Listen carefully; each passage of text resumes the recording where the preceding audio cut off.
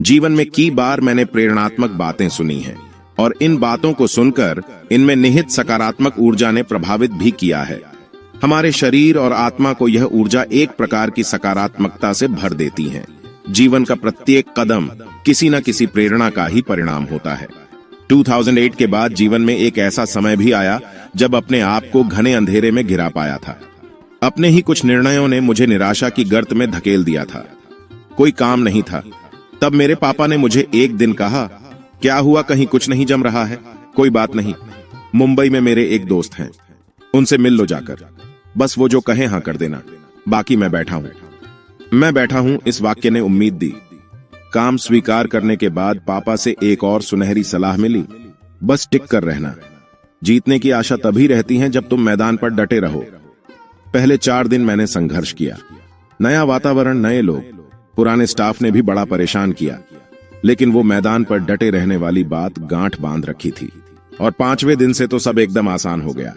अगले 10 दिन में बॉस ने मुझे पहले महाराष्ट्र के टूर का प्रस्ताव दिया। मैंने सोचने के लिए कुछ समय मांगा, हाँ या ना की उधेड़बुन में एक बार फिर पापा से सहायता मिली। टूर के लिए हाँ कह दो, कम से कम एक अच्छी बात यह होगी कि अगले 12 दिनों के लिए मुंबई की लोकल ट्रेन की भीड़ से छुटकारा मिल जाएगा। मैंने हाँ कर दी।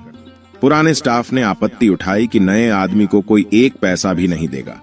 तब बॉस ने मुझ में अपना विश्वास जताया, भले नया होता वो, तुम देखना, कुछ दिन बाद वो हम सबको सिखाएगा। बॉस के भरोसे को लेकर मैं चल पड़ा और फिर कभी पीछे मुड़कर नहीं देखा।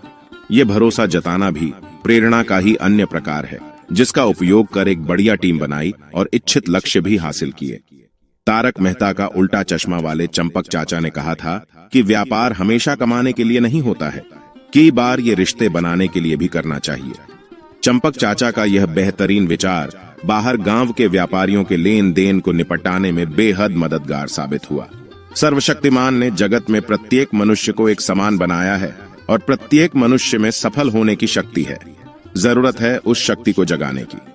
इस शक्ति को जगाना ही प्रेरणा या मोटिवेशन है। मेरे किस्से में पापा और बॉस ने उस शक्ति को जगाने का काम किया। यह एक तरह के जादुई काढ़े की तरह है। इस जादुई काढ़े को पीने वाला थकान, आलस, उदासी जैसी कमजोरियों पर विजय प्राप्त कर लेता है, अपना 100% किसी लक्ष्य को हासिल करने के लिए लगा देता है। इसके साथ जब समर्पण जुड़ता है तो भगवान आपके सारथी बन जाते हैं।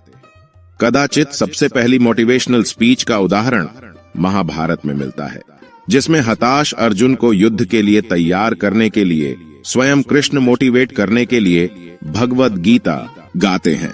और मेरा नम्र मत है कि जहां कृष्ण है वहां विजय है। जीवन के झंझावातों से परेशान एक व्यक्ति मंदिर में जाकर भगवान कृष्ण के सामने फट पड़ा, हे कृष्ण, देखो मुझे, ये मैले वेश और केश, कमजोर शरीर और छलनी आत्मा, असफलताओं की गर्त में गिरकर बेहाल हो चुका हूँ। मेरे बीवी बच्चों की हालत नहीं देखी जाती अब।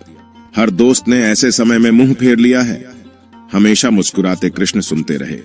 वो आगे बोला, आत्महत्या करने का विचार करता हूं तो परिवार का विचार आ जाता है। जहां नजर उठाता है निराशा का काला अंधेरा ही नजर आता है।